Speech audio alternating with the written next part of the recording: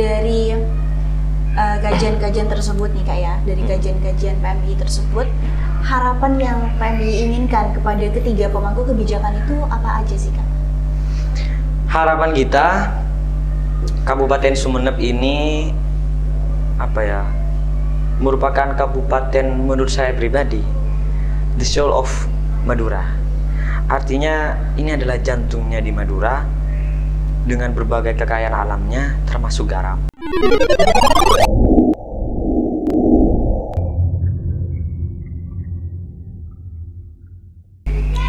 Assalamualaikum warahmatullahi wabarakatuh. Halo guys, balik lagi nih bareng kita di Semacam Podcast.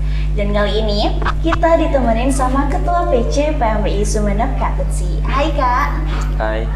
Apa kabar nih Kak hari ini? Alhamdulillah sehat. Alhamdulillah sehat.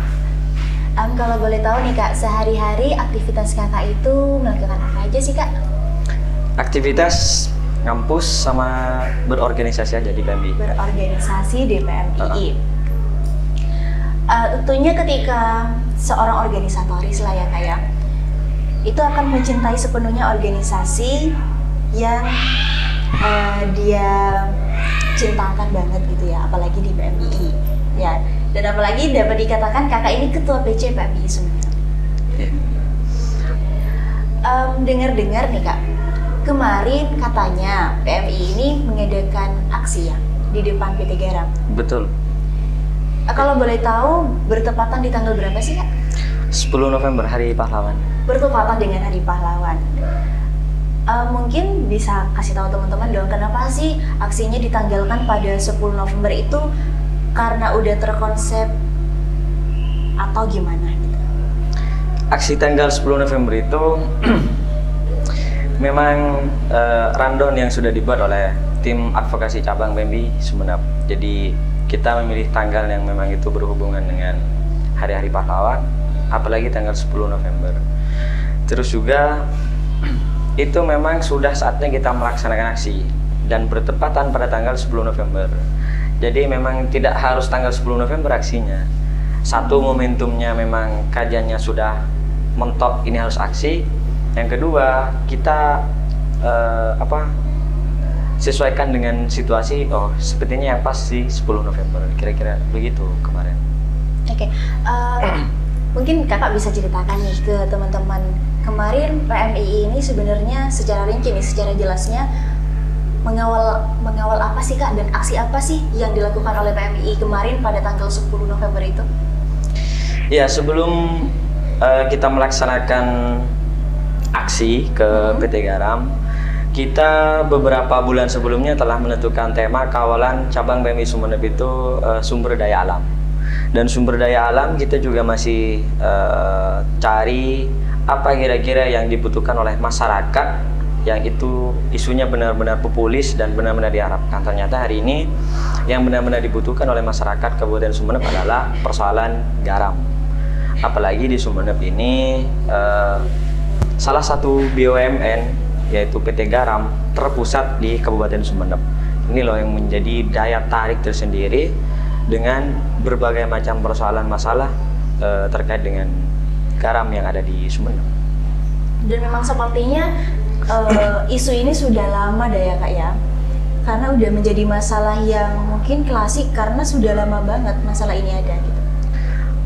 Setiap masalah tentu itu saling berkaitan. Masalah tembakau, dari sejak tembakau ada mungkin sampai hari ini juga akan ada problemnya. Sama dengan garam, sama dengan migas, sama dengan kemiskinan, sama dengan soal pangan dan sebagainya. Hanya saja yang spesial pada kawalan cabang soal garam ini, kita tidak hanya menjual berbagai masalah yang ada di garamnya aja, tapi kita juga mendesak kepada pemangku kebijakan, yaitu legislatif, sebagai salah satu fungsinya legislasi membuat undang-undang.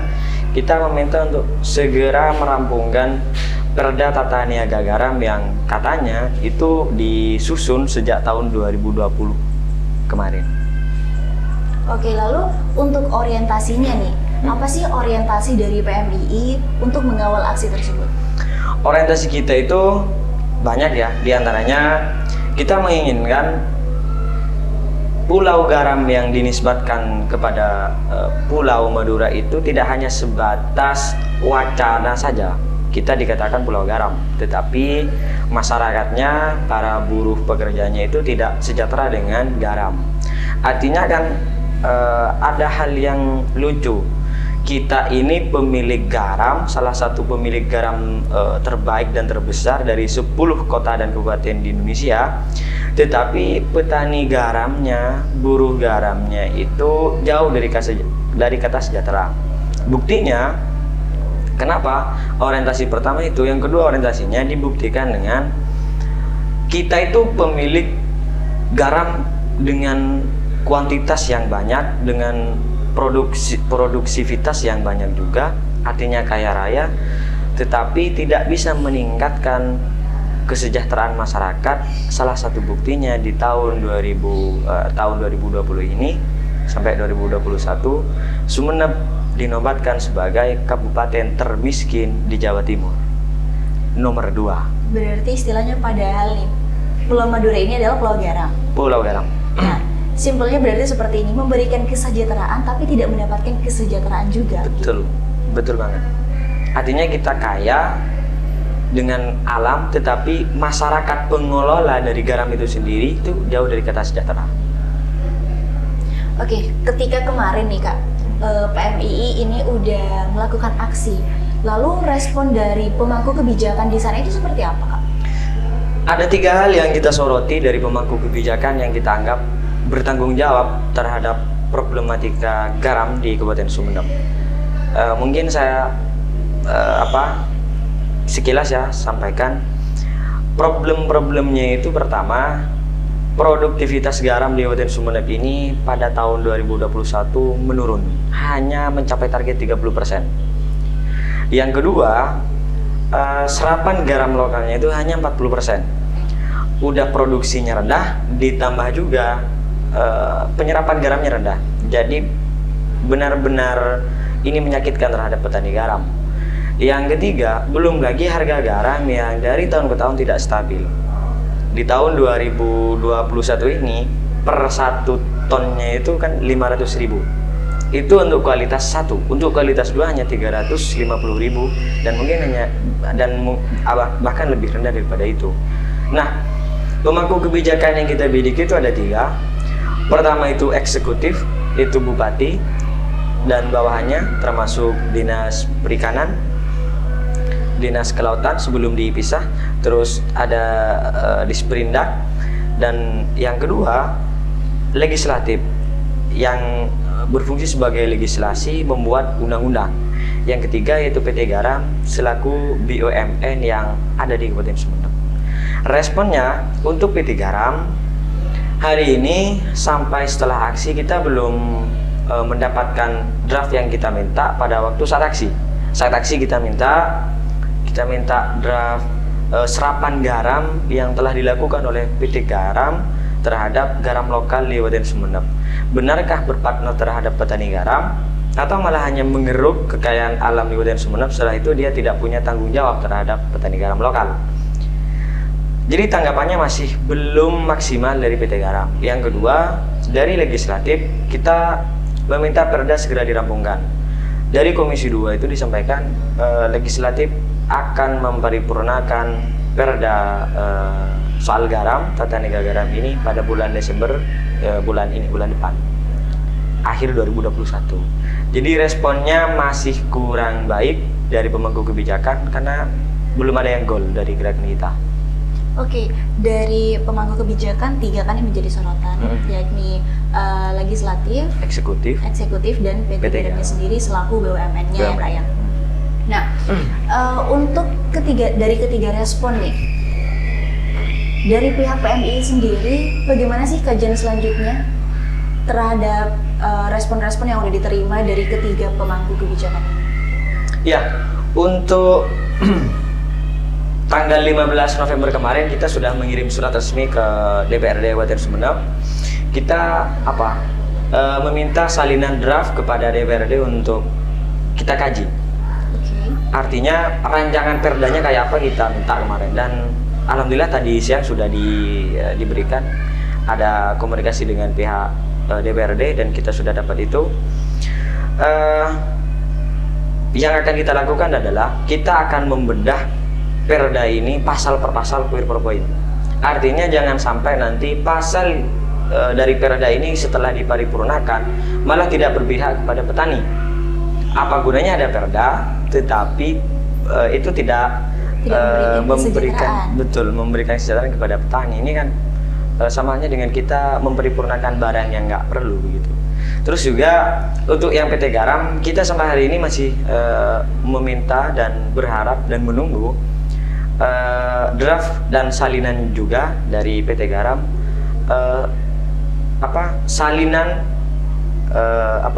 di tahun 2020 dan sebelumnya soal serapan garam lokal sudah sejauh mana, seperti apa datanya, dan kita minta itu untuk nanti disandingkan dengan kajian kita di perda ini agar selaras dong, kira-kira begitu.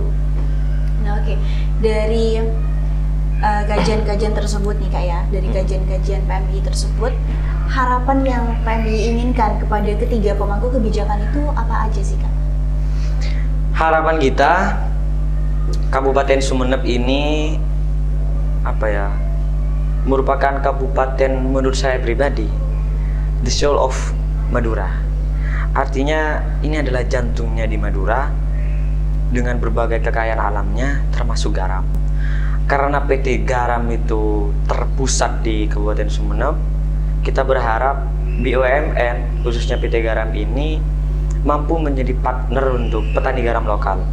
Dia tidak hanya memproduksi garam sendiri, punya lahan garam sendiri, terus ekspor atau impor garam dan lain sebagainya, tetapi dia juga memikirkan petani garam lokal.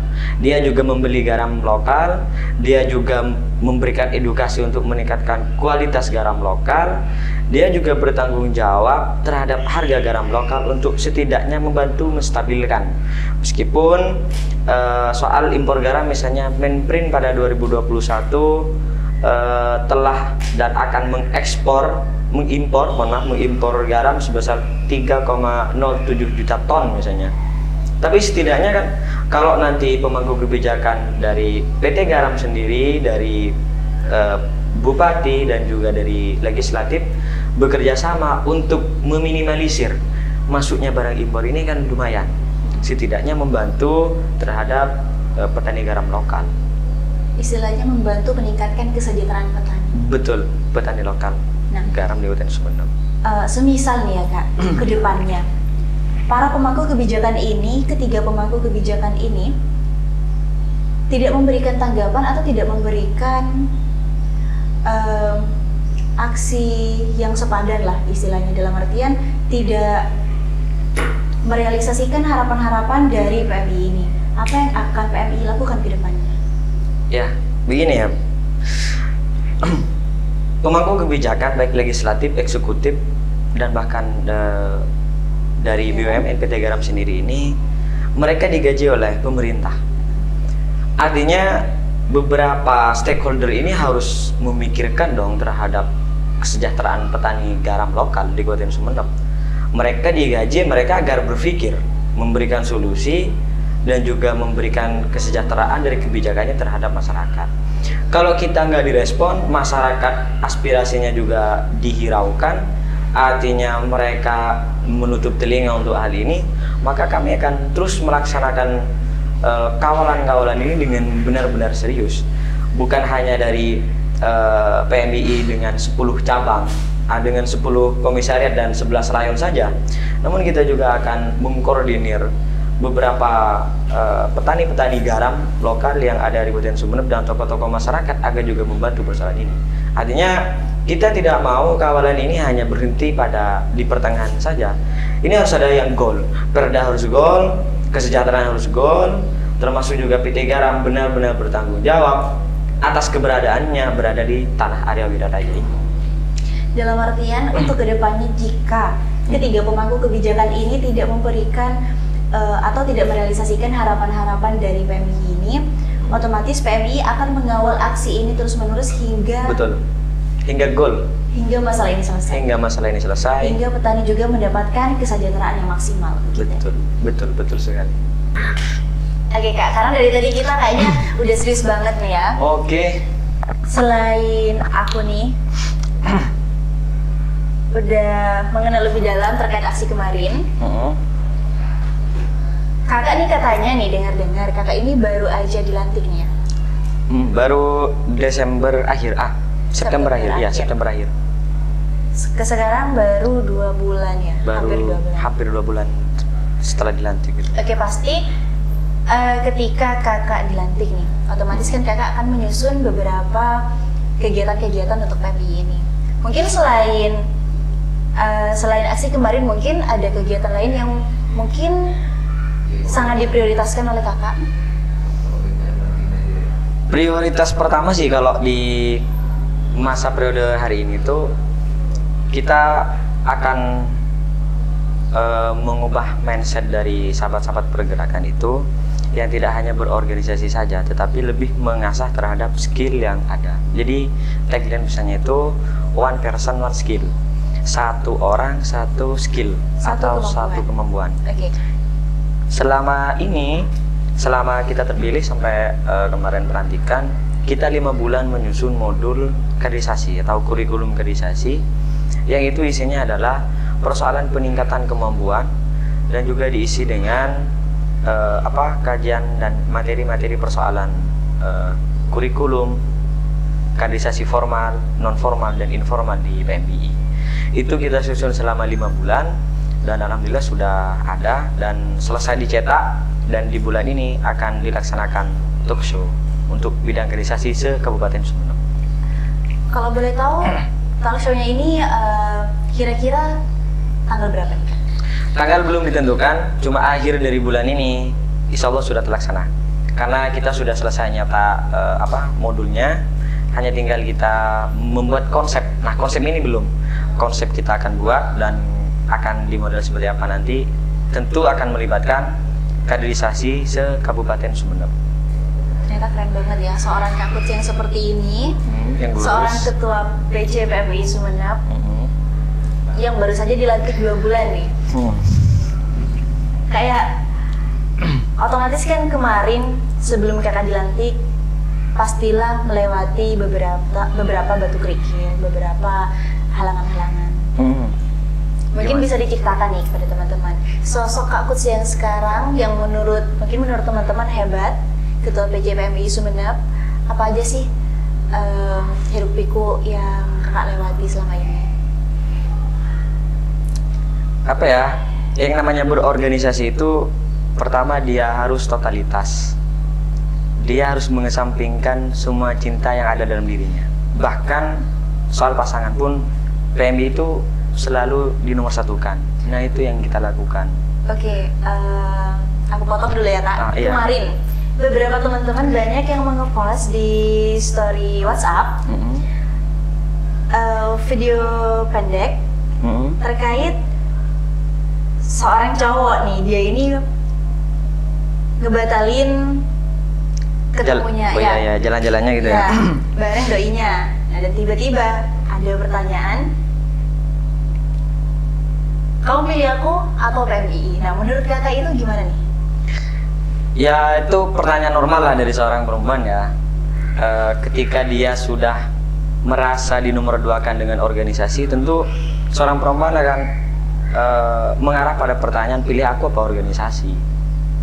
Kalau aku wajar pertanyaan itu untuk seorang perempuan, dan seorang laki-laki ya, seorang aktivis, organisatoris, di situ diuji. Kalau sampean nanya nih ke saya, pilih yang mana ya? Kalau saya sendiri, mungkin akan lebih memilih PMI. Kenapa? Karena begini, di situ juga kita menguji pasangan kita benar-benar setia ke kita apa enggak. Karena kan tadi kan kakak mengatakan nih, kalau misalnya kakak yang ditanyakan perihal seperti itu, kakak akan memilih PMII daripada pasangan, daripada doi. Pertanyaannya sekarang, apakah kakak itu memiliki pasangan? Sebelum saya nanya, saya tanya dulu, kalau sampean pasangan saya gimana? Kondisional sih. Kondisional ya? Jadi walaupun kalau saya ya ada di posisi pasangan kakak, saya kondisional. Jadi saya berpikir kegiatan di PMI itu sekarang apa? Kalau cuma sekedar yang ngumpul-ngumpul, otomatis ya enggak dong. Lebih baik jalan-jalan gitu ya? Lebih baik jalan-jalan dong, karena kan gini, kan nggak banyak waktu juga, apalagi untuk bersama seorang ketua PC PMI Sumeneb yang begitu sibuk dengan beberapa rayon dan komisariatnya. Iya. Ya untuk saat ini beberapa bulan yang lalu saya memutuskan untuk fokus sendiri dulu. Beberapa bulan yang lalu, bukan karena beban ya, enggak. Cuma karena saya merasa saya selalu meninggalkan pasangan. Kadang seminggu sekali saya berkabar, serius, sehingga saya merasa saya tidak bisa memberikan hak saya dan kewajiban saya terhadap pasangan saya. Jadi dengan alasan itu saya mencoba untuk mengakhiri hubungan, dan pada saat ini saya masih fokus dua hal, berorganisasi di PMI dan juga ngampus. Itu aja. Mungkin kakak pernah berpikir mau mencari kopri? Kalau pasangan aku nggak pernah mikir apa harus kopri, apa harus di luar kopri, apa nggak kopri, nggak. Yang penting dia paham situasi yang saya lakukan, ya udah jalani aja. Kan ada nih kalimat, cintailah koprimu, sempurnalah PMI-mu. Gimana tuh? Nah itu apa ya, sebuah literatur liar yang biasa diucapkan oleh teman-teman aktivis. Ya sah-sah saja kita mencintai kopri, maka sempurna PMI, ya sah-sah saja. Cuma bukan tidak sempurna juga kita ber-PMI jika kita memiliki pasangan di luar dari PMI. Banyak kok dari teman-teman yang dia PMI tapi pasangannya di luar PMI, bahkan nggak berorganisasi, non-organ, dia biasa aja gitu. Jadi sah-sah saja. Wah, kayaknya seru banget nih ya Kak, kita ngomong terkait PMI dari tadi. Aku saja yang bukan anak organisatoris merasa seru banget nih ngomong sama Kak, tapi sayangnya kita harus berpisah dulu nih Kak. Ya asal jangan berpisah untuk selamanya aja. Ya mungkin kita besok ketemu di pelaminan. Ampun. Bisa jadi. Oke. Oke, mungkin cukup sampai di sini ya pertemuan kita bareng Ketua PC PMI Sumeneb, Siap. Kak Kutsi. Mungkin kita bisa ketemu lagi di semacam podcast berikutnya. Terima kasih. Jangan lupa untuk like, comment, subscribe, dan share video ini. Semoga video ini bermanfaat. Terima kasih. Wassalamualaikum warahmatullahi wabarakatuh. Bye.